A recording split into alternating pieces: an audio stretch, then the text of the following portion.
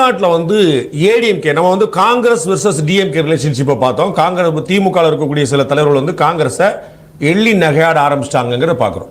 அப்படியே வந்து ஏடிஎம்கே வெர்சஸ் பிஜேபின்னு பார்க்கும்போது பிஜேபி வந்து ஒரு லோயர் பார்ட்னராக தமிழ்நாட்டில் வந்து ஏடிஎம்கே அலைன்ஸ் வச்சுட்டோம், இனிமே நமக்கு ஒன்று வேலை நம்ம வந்து டன், நம்முடைய கடமையை முடிச்சிட்டோம் அப்படிங்கிற மாதிரி செட்டில் ஆகிட்டு இருந்தாங்க பார்க்குறோம்.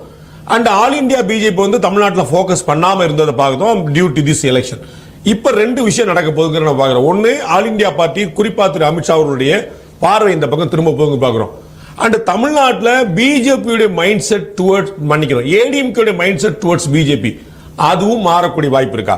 அப்ப நம்ம வந்து உங்களுக்குலாம் 10 தொகுதி போதுங்க 20 தொகுதி போதுங்கிற இல்லாம 2024 கிட்டத்தட்ட 78 சட்டமன்ற தொகுதிகளுக்குள்ள பிஜேபி அலையன்ஸ் வந்து ஏடிஎம்கே அலையன்ஸ் முந்துச்சு. ஸோ 78 தொகுதி வந்து பழைய என்டிஏக்கு அப்படிங்கிற அளவுக்கு வந்து 78 இல்லாட்டாலும் 75 70 60 இந்த மாதிரி வந்து ஒரு லயன் ஷேர் என்டிஏக்கு கொடுக்க வேண்டி இருக்கும் அப்படிங்கிற இடத்துக்கு ஏடிஎம்கே நகருமா அல்லது அது ஒரு பலவீனமான மூவா இருக்குமா? பலவீனமான மூவா இருக்காது. என்டிஏ கூட்டணி இங்க தமிழ்நாட்டில் வந்து ஏடிஎம்கே பிஜேபிக்கு நிறைய சீட்ஸ் ஒதுக்கணுமா அப்படின்னா அதற்கு பிஜேபி என்ன செய்யணுங்கிற ஒரு பார்வை இருக்கு.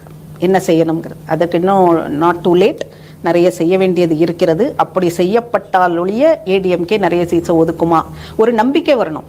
இல்லை இவங்க கிட்ட சீட்டு கொடுத்தா நமக்கு வந்துடும், இதெல்லாம் ஜெயிக்கக்கூடிய தொகுதிகள், இந்த சீட்டில் இந்த தொகுதியில் இவங்க பக்காவாக இந்த மாதிரியான ஒரு நபர் இருக்கிறார், அவர் எல்லா ஓட்டையும் வாங்குறோம், இந்த மாதிரியான ஸ்ட்ராட்டஜிக் மூவ்ஸை வந்து அவங்க திங்க் பண்ணணும். அப்படின்னா பிஜேபி சில விஷயங்களை செய்ய வேண்டும் அப்படிங்கிறது முக்கியமாக இருக்கு.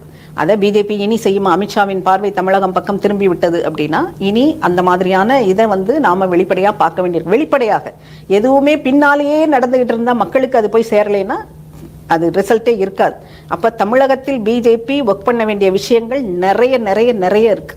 இடையில ஒரு மொமெண்டம் வந்த மாதிரி இருந்தது, இப்ப திரும்ப ஒண்ணுமே இல்லாத மாதிரி இருக்கு. What ever maybe the reason, ஆனா அமித்ஷா பார்வை இங்க திருப்பினா இங்க ஒர்க் பண்ண வேண்டிய களம் வந்து ஒர்க் பண்ண வேண்டிய நிலையில இருக்குங்கிறத அவர் புரிந்து கொள்ளணும். அதன் மேல அவர் ஆக்ட் பண்ணான்னா ஏடிஎம்கே சீட்டை கொடுக்கும்போது ஏடிஎம்கே வலிமையாக இருக்கிறதான்னு ஒரு கேள்வி கேட்கணும். இப்போ ஏடிஎம்கேயும் வலிமையாக இல்லை, ஆன்டி இன்கம்பன்சி இருக்கு டிஎம்கே மேல.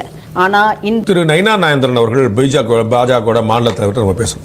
அவர் வந்து இந்த கூட்டணி அரித்மேட்டிக் வந்து அப்படி ஒர்க் ஆகாது, வெற்றிக்கான காரணங்கள்ல கூட்டணி மட்டுமே எப்போதும் ஒரு தனி காரணமாக இருப்பதில்லை, அது ஒரு காரணமாக இருக்கும்.